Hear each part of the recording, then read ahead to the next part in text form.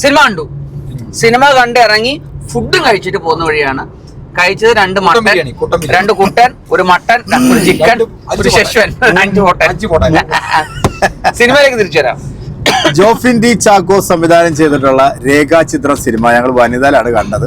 ഞങ്ങളൊരു യാത്രയിലായതുകൊണ്ട് ഇച്ചിരി വൈകിപ്പോയി അല്ലേ? അതെ അതെ, അതാ താമസിച്ചു. ഫുഡ് കഴിച്ചിട്ട് സ്വസ്ഥമായിട്ട് പറയാന്ന് കരുതി. അതെ അതെ. സിനിമ എനിക്ക് പേഴ്സണലി പറയുകയാണെങ്കിൽ ആവറേജ് ആയിട്ടാണ് മാത്രമേ ഇഷ്ടപ്പെട്ടുള്ളൂ.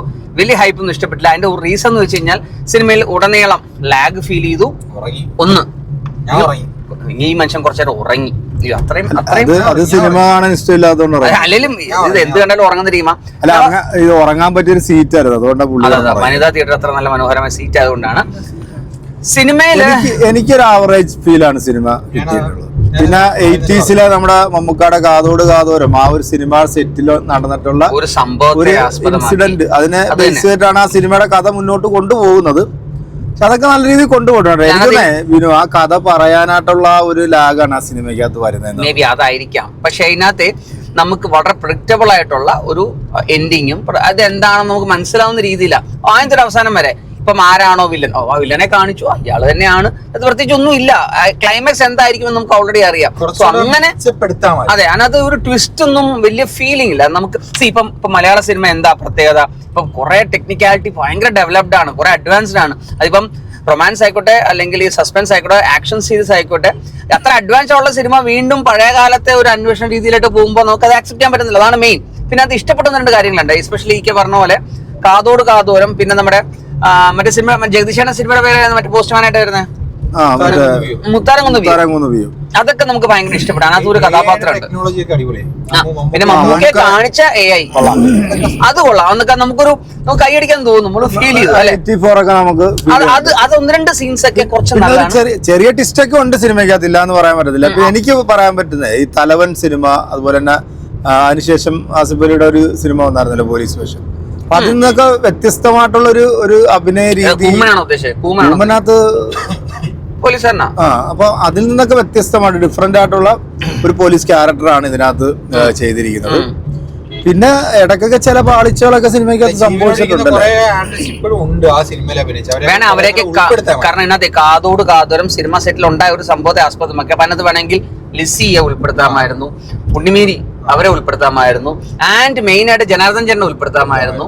അപ്പൊ ഇവരൊക്കെ നമ്മൾ മിസ് ചെയ്തു. ഇവരൊക്കെ വന്നിരുന്നെങ്കിൽ പിന്നെ നമ്മുടെ മുകേഷ് ചേട്ടന്റെ വൈഫിലെ സരിത ചേച്ചി അവരൊക്കെ ഉൾപ്പെടുത്താം. അപ്പൊ അവരൊക്കെ ഉൾപ്പെടുത്തിയിരുന്നെങ്കിൽ ഇച്ചിരി ഇൻവോൾവ്മെന്റ്. ഇപ്പൊ ജഗദീശേട്ടൻ വന്നോണ്ട് നമുക്ക് ആ സിനിമ ഇച്ചിരി കൂടി ഇഷ്ടപ്പെട്ടു. കാരണം ആ ഒരു കഥാപാത്രം എനിക്ക് പണ്ട് വന്നതാണ് എന്നുള്ള സംഭവം അതൊക്കെ കൊള്ളായിരുന്നു. പിന്നെ ജഗദീശേട്ടൻ നമുക്ക് ഉൾപ്പെടുത്താൻ പറ്റാത്ത അവസ്ഥയാണ് അല്ലെ? ജഗദീശേട്ടൻ ഒന്നകത്ത് ഒരു മറ്റേ ചായക്കടക്കാരനായിട്ട് ഒരു മോട്ടിവേഷൻ സാധനം പറയത്തില്ലേ, ഇങ്ങനെ എഴുന്നേറ്റിടണം, എന്നാ ഇന്ന് വേണ്ട നാളെ മതി എന്നൊക്കെ പറയുന്ന സാധനങ്ങളൊക്കെ.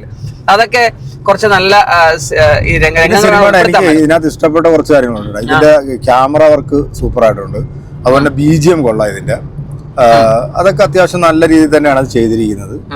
പിന്നെ ആ ഇൻവെസ്റ്റിഗേഷൻ നമ്മൾ കണ്ടുപോയിട്ടുള്ള സെയിം സംഭവങ്ങളൊക്കെ തന്നെയാണ്. പ്രത്യേകിച്ച് വലിയ സംഭവങ്ങളൊന്നും ഇല്ല, എന്നാൽ വലിയ കുറ്റം പറയാനും ഇല്ല. സിനിമ നമുക്ക് തിയേറ്ററിൽ വന്ന് ഒരു പ്രാവശ്യം കണ്ടുപോകാൻ പറ്റുന്ന ഒരു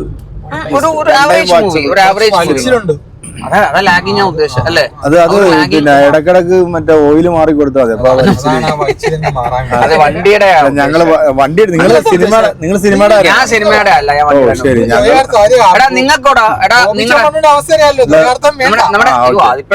നിങ്ങളുടെ അഭിപ്രായം പറഞ്ഞ സിനിമയെ കുറിച്ച് ഞങ്ങളുടെ അഭിപ്രായം ഒരു ഫസ്റ്റ് ഹാഫ് എന്ന് പറയുന്നത് ഒരു ലാഗ് ആയിട്ടാ ഫീൽ ചെയ്യുന്നത് എല്ലാരും പോലെ. സെക്കൻഡ് ഹാഫ് എന്ന് പറഞ്ഞാൽ ഒരു 90s ഒരു ഫീലാ.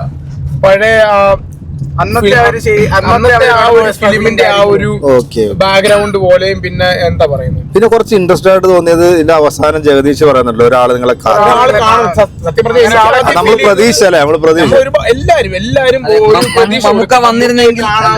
മമ്മൂട്ടി വന്നിരുന്നെങ്കിൽ ഒരു. പക്ഷെ ഈ സിനിമയിൽ ഉടനീളം മമ്മൂക്കാട് ഒരു പ്രസൻസ് സിനിമയ്ക്കകത്തുണ്ട്. കാരണം അവസാനം നമ്മുടെ ജഗദീഷ് പറയാനൊക്കെ അല്ലെ, ഒരു ലെറ്റർ ഇങ്ങനെ വായിക്കുന്ന ഒരു സംഭവം. അതാണ് നമുക്ക് ഏറ്റവും കാരണം മമ്മൂക്ക വരുമോ എന്നുള്ളത്.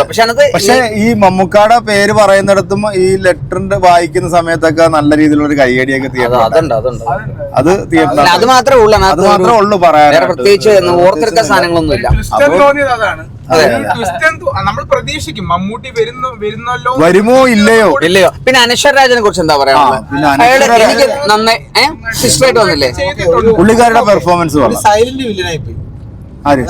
അത് വില്ലൻ ഇല്ല, ഒരു കുഞ്ഞാത്ത് വളരെ സിമ്പിൾ വില്ലനായി. അല്ല, വില്ലൻ എന്ന് പറയുന്ന ഒരു കൺസെപ്റ്റ് ഇല്ല ഇതിനകത്ത്. വധിക്കുന്നൊക്കെ ഉണ്ട്. അപ്പം അത് ഒരു വില്ലത്തിയാണ്, ആട് കാണിക്കാം. ഒരു വില്ലത്തിയാണ്. അയാളെങ്ങനെ പണം സമ്പാദിച്ചൊന്നും കാണിക്കുന്നില്ല.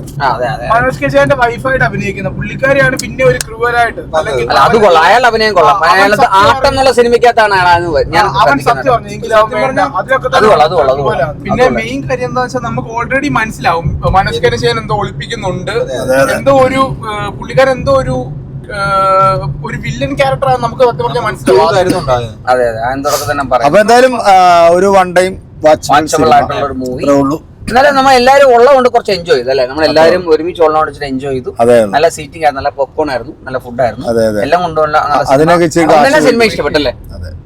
അപ്പൊ എന്തായാലും അത്യാവശ്യം ഒരു ആവറേജ് മൂവി ആയിട്ട് തിയേറ്ററിൽ തന്നെ പോയി കാണാം, നിങ്ങൾക്ക് എൻജോയ് ചെയ്യാം, ഫാമിലി ആയിട്ട് എൻജോയ് ചെയ്യാം എന്നുള്ള രീതിയിലാണ് സിനിമ കാണുന്നത്. സോ തൽക്കാലം അടുത്ത സിനിമ വിഷയം കാണാം. തൽക്കാലം ബൈ.